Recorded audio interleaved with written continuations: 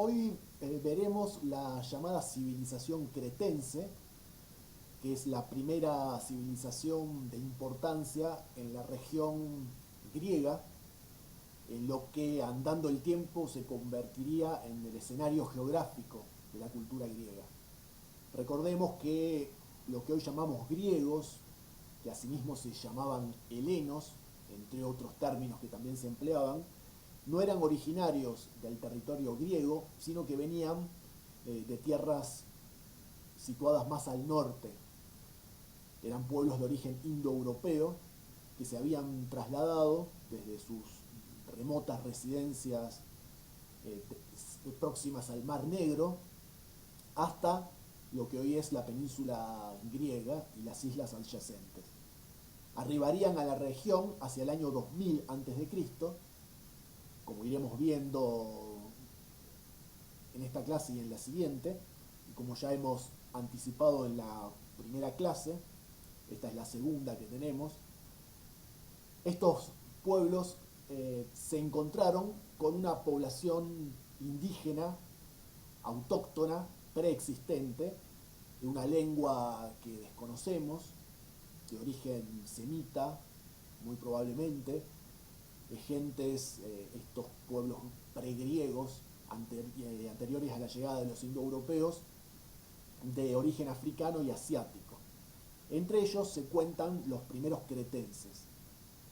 Hacia el año 2000, justamente, cuando llegan los primeros grupos de indoeuropeos a la región de la actual Grecia moderna, continental e insular, hay una isla, es la isla más al sur de Grecia y la isla más extensa de todas, que es la llamada isla de Creta, donde había pueblos de antigua data que en torno al año 2000, justo cuando llegan los primeros indoeuropeos a la región, conforma su primera civilización de cierto alcance, de cierto esplendor.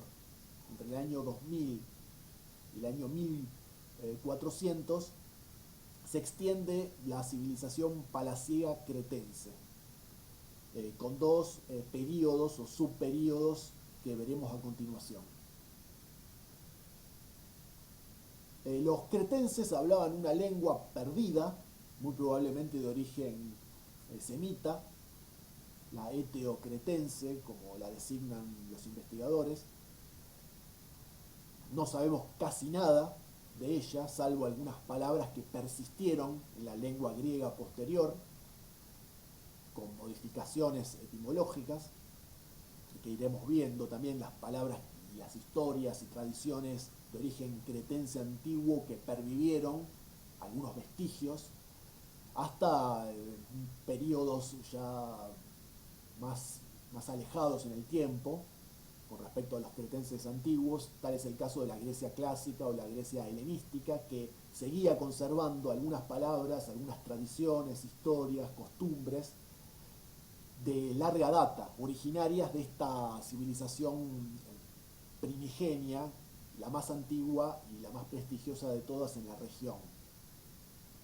El sistema de escritura que empleaban es el denominado lineal A, que ya hemos mencionado en la clase anterior.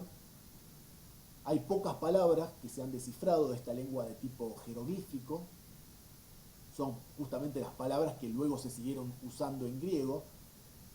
Sí, como veremos, hubo una escritura, la lineal B, que es una escritura en lengua griega, pero que empleaba los antiguos signos de la lineal A cretense. Sobre esto volveremos próximamente. Entre el 2000 y el 1700 tenemos un primer periodo de la civilización cretense, más bien modesto. Es el periodo de los primeros palacios, como se los conoce, construcciones más bien modestas. Cuando digo palacios me refiero a las residencias de los reyes cretenses, que eran varios en la isla. La isla estaba subdividida en pequeños reinos que guerreaban y competían entre sí. No había un poder centralizado. Hacia el año 1700, no se sabe si por terremotos o por invasiones exteriores, Estos palacios quedaron en ruinas. Los yacimientos arqueológicos prueban esto, evidencian estas ruinas de estos palacios, signos evidentes de destrucción, ya sea por fenómenos naturales como pueden ser sismos o por incursiones violentas de grupos armados provenientes de la Grecia continental, los cuales muy probablemente fueran de origen indoeuropeo, o sea, los primeros griegos que llegaron e intentaron conquistar la isla sin conseguirlo.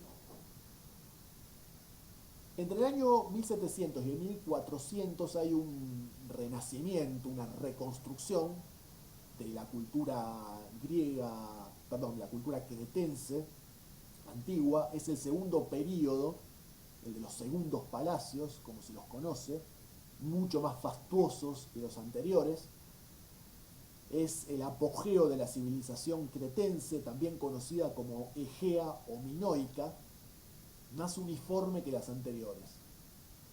La palabra minos, originalmente en lengua cretense, es una de las pocas palabras que los griegos conservaron.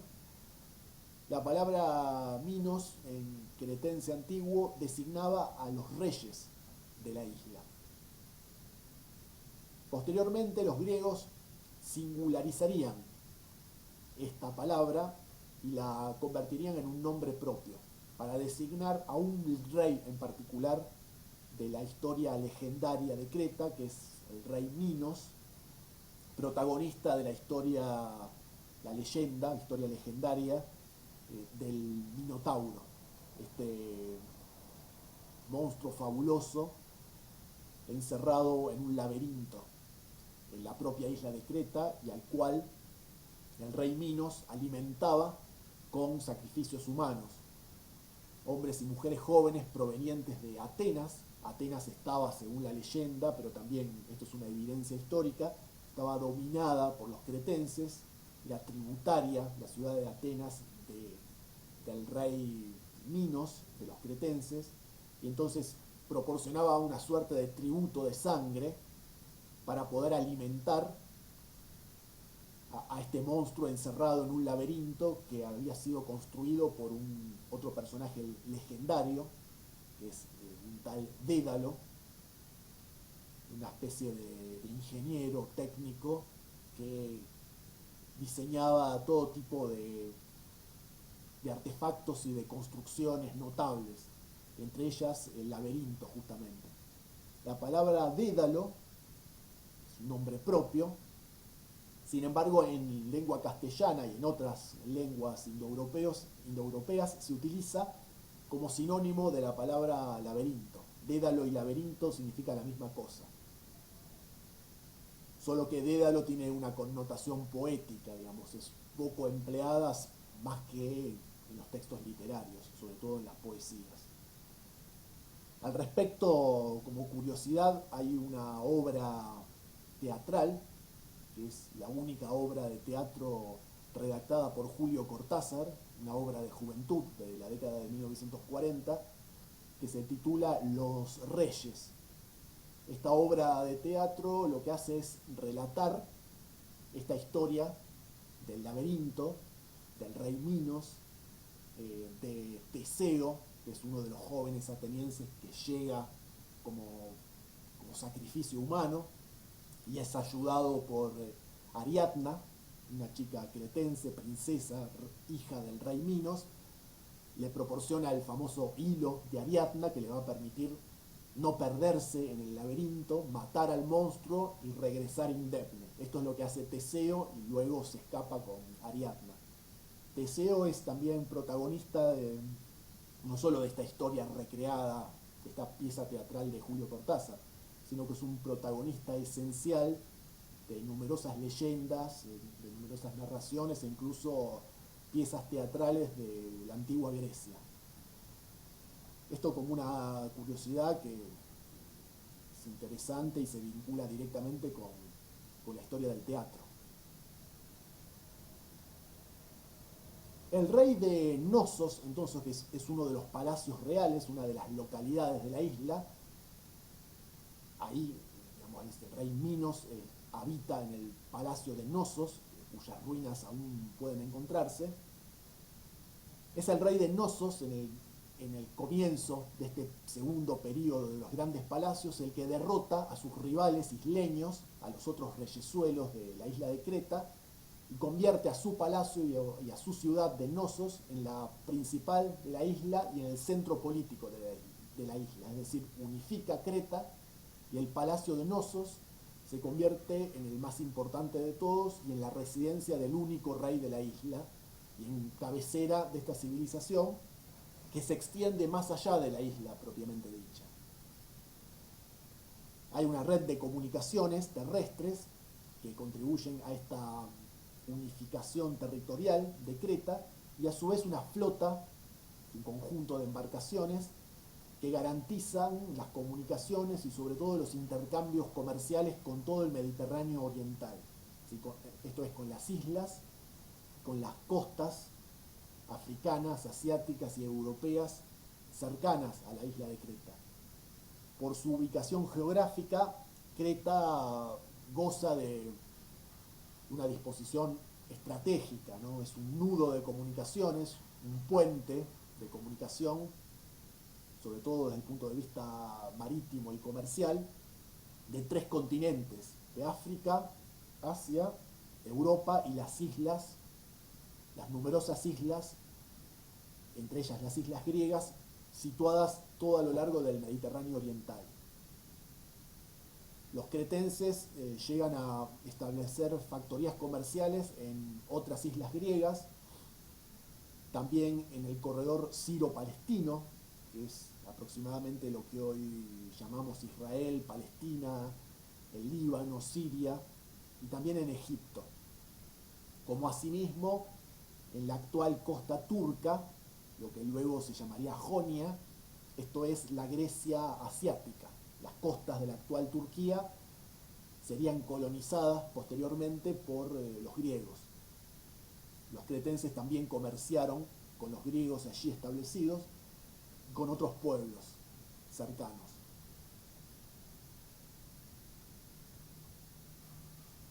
El centro simbólico y concreto, material del poder político e ideológico en Creta es, como ya anticipáramos de alguna manera, el palacio.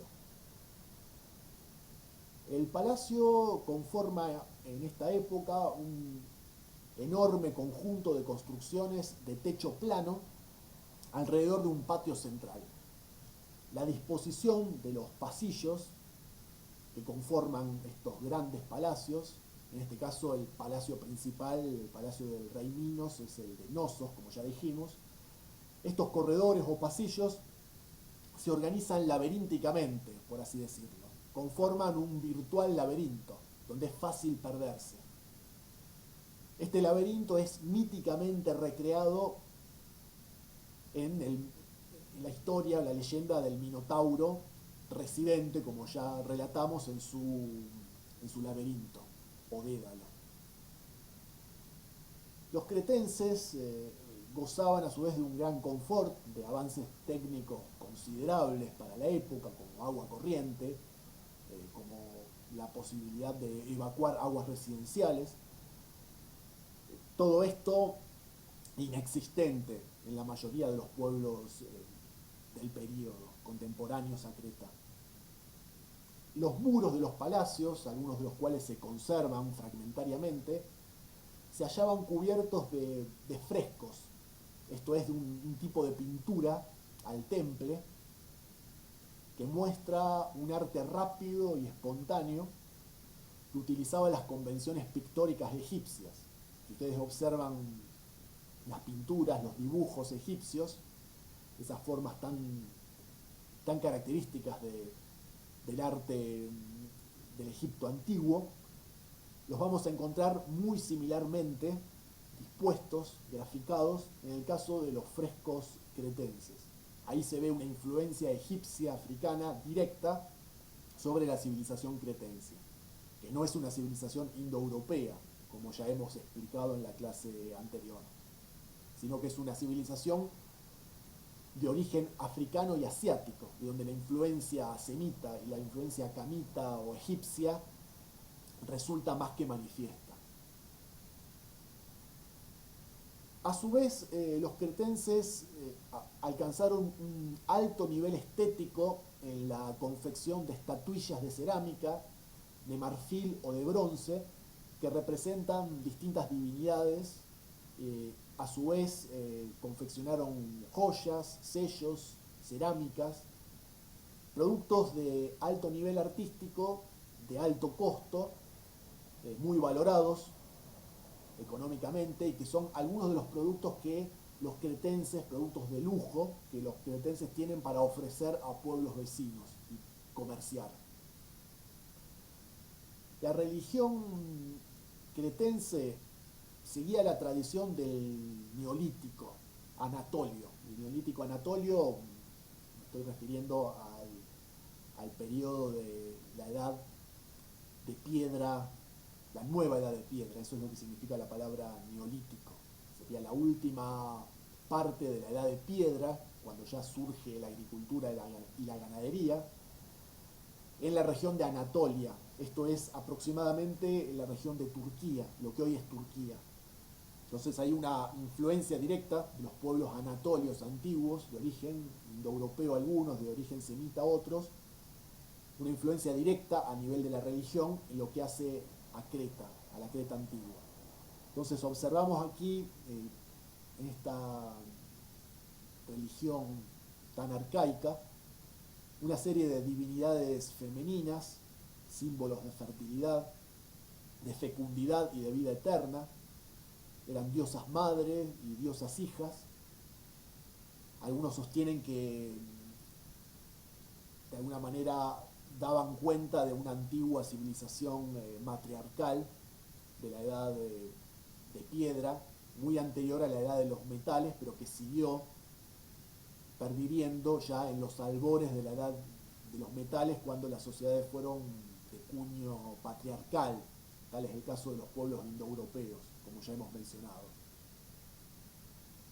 El culto de estos dioses no se lo rendía en templos cerrados, sino al aire libre, en montañas o en cavernas, digamos, en lugares naturales, no en construcciones artificiales cerradas como podían ser los templos. Es una religión de tipo naturista. Hay otra palabra que es de origen cretense, que los griegos conservaron e incorporaron a su lengua, que es la palabra héroe, que ya veremos el significado que tenía en la civilización griega, que tendría después en la civilización griega. Originalmente, para los cretenses, los héroes no eran esos semidioses, digamos, ese resultado de la unión carnal de dioses y mujeres, o de diosas y hombres mortales, con atributos divinos y humanos a la par, pero de condición mortal. Digamos, esta es la definición de héroes de la Grecia arcaica y clásica, sino que en su versión original, la primera, la más primitiva, la cretense, los héroes eran tan solo los miembros de la casa real, ¿sí? Los hijos de los reyes, los parientes del rey, los que formaban parte de ese núcleo dirigente. La civilización cretense antigua se prolonga durante 1000 años. Como ya dijimos, es pregriega, en parte europea, en parte tributaria de las tradiciones del neolítico anatolio, como ya consigné, y ejercería una notable influencia en el arte y en la religión griega posteriores.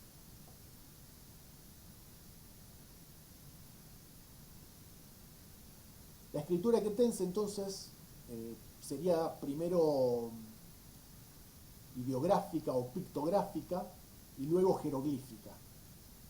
Más tarde se vería simplificada, y hay que, en parte, digamos, igual seguía siendo una lengua compleja, un sistema de escritura complejo que reflejaba la lengua cretense que se ha perdido. Esta es la lineal A. Los griegos, como veremos en la próxima clase, copiarían este sistema de escritura del lineal A y lo transformarían en el lineal B, que es básicamente el mismo, los mismos signos, pero utilizados para el griego. De todas maneras hay que aclarar que tanto la lineal A como la lineal B son sistemas de escritura jeroglíficos complejos, difíciles de aprender, pero que no son, digamos, que no poseen la capacidad de utilizarse como lengua o como sistema de escritura literaria. Si no es posible escribir una historia empleando la lineal A o la lineal B. Sí se pueden registrar palabras, registrar números. Se las utilizaba a estas escrituras, a la A y a la B, como una manera de registrar las cuentas. Eran registros contables, más que nada. Las tablillas de cerámica que se han conservado, que se han logrado conservar por la destrucción, valga la paradoja, las tablillas de oro, de plata, de bronce se han perdido en gran parte, pero sí aquellas de cerámica se han conservado, que eran las que en su momento eran fragmentos de arcilla húmeda que se utilizaban como borradores para luego ser transcriptos en materiales, en soportes más sólidos. Estas tablillas de arcilla se endurecieron con el paso del tiempo o con la acción del fuego destructor, cuando estos palacios y sus respectivos depósitos fueron destruidos por el fuego y por la guerra, y cuando cayeron los muros de estas construcciones, largas pilas de estas tablillas de cerámica o de arcilla húmeda quedaron depositadas, se conservaron bien con el tiempo, se endurecieron y llegaron hasta nuestros días, de manera íntegra o de manera fragmentaria, en pedazos.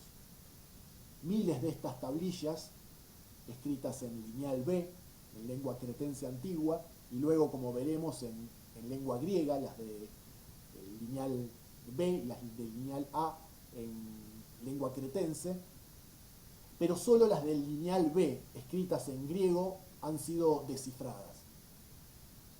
No así las de lineal A, las originales en lengua cretense, donde solamente unas pocas palabras han podido ser entendidas, por así decirlo.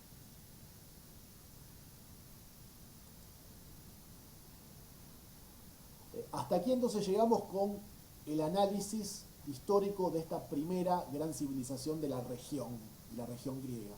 Esto es la civilización egea, minoica o cretense. En la próxima clase veremos el período posterior, aquel de la civilización micénica, que ya es una civilización, una cultura enteramente griega.